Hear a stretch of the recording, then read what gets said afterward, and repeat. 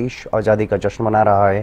राजधानी दिल्ली में लाल किले से प्रधानमंत्री नरेंद्र मोदी ने राष्ट्रीय ध्वज फहरा करके देशवासियों को संबोधित भी यहां पर किया और ऐतिहासिक संबोधन दिया। पीएम मोदी ने इस दौरान ऑपरेशन सिंदूर से लेकर के देश की अर्थव्यवस्था को मजबूत करने और किसानों तक कई अहम मुद्दों पर सरकार के विजन के बारे में जानकारी दी।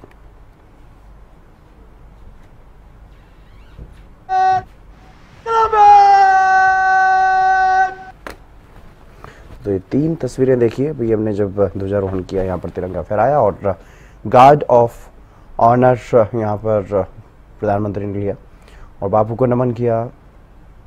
सुबह सवेरे ही राजघाट पर पहुंचे पीएम मोदी और महात्मा गांधी को सबसे पहले उन्होंने नमन किया।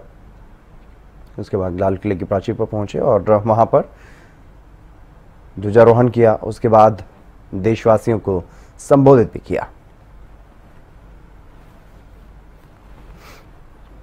आजादी का ये महापर्व 140 करोड़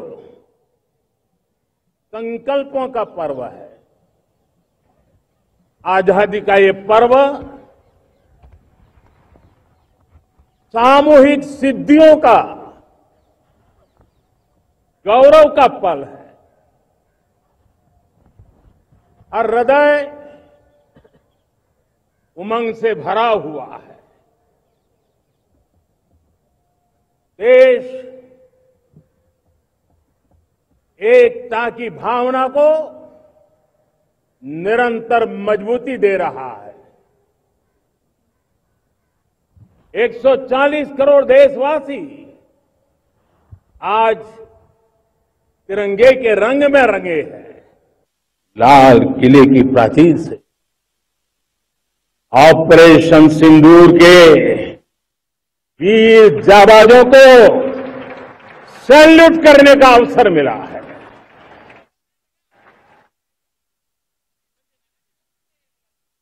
हमारे वीर जाबाज सैनिकों ने दुश्मनों को उनकी कल्पना से परे सजा दी है।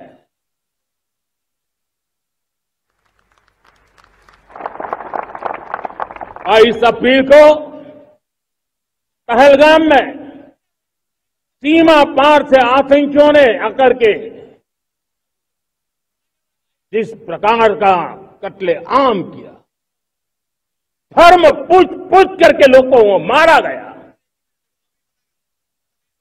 पत्नी के सामने पति को गोलियां दी, बच्चों के सामने अपने पिता को मौत के घाट उतार दिया गया। पूरा हिंदुस्तान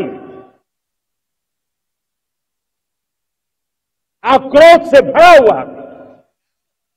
पूरा विश्व भी इस प्रकार से संहार से चौंक गया था। मेरे प्यारे देशवासियों, ऑपरेशन सिंदूर उसी आक्रोश की अभिव्यक्ति है। भारत ने तय कर लिया है, खून और पानी एक साथ नहीं बहेंगे।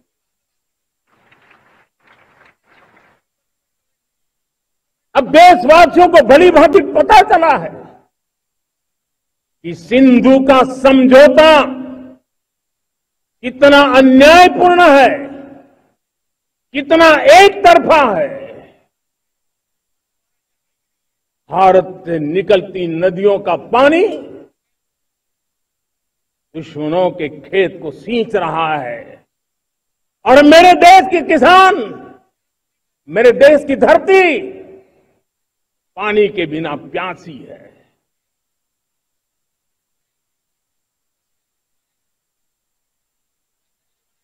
ये ऐसा समझौता था जिसने पिछले 7 दशक से मेरे देश के किसानों का अकल्पनीय नुकसान किया है। भारत के मंत्र को लेकर के जीता था। आज समय की मांग है स्वतंत्र भारत का मंत्र लेकर के जीने वालों ने हमें स्वतंत्र भारत दिया। आज 140 करोड़ देशवासियों का एक ही मंत्र होना चाहिए, समृद्ध भारत। अगर कोटि कोटि लोगों के बलिदान से स्वतंत्र भारत हो सकता है, तो कोटि कोटि लोगों के संकल्प से, पुरुषार्थ से, आत्मनिर्भर बनने से, वोकल फॉर लोकल की बात करने से, स्वदेशी का मंत्र को जापने से समृद्ध भारत भी बन सकता है। वो पीढ़ी स्वतंत्र भारत के लिए खप गई थी, ये पीढ़ी समृद्ध भारत के लिए नए कदम उठाए, यही समय की मांग है।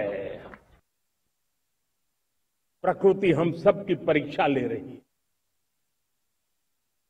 पिछले कुछ दिनों में प्राकृतिक आपदाएं, भूस्खलन, बादलों का फटना, न जाने कितनी कितनी आपदाएं हम झेल रहे हैं।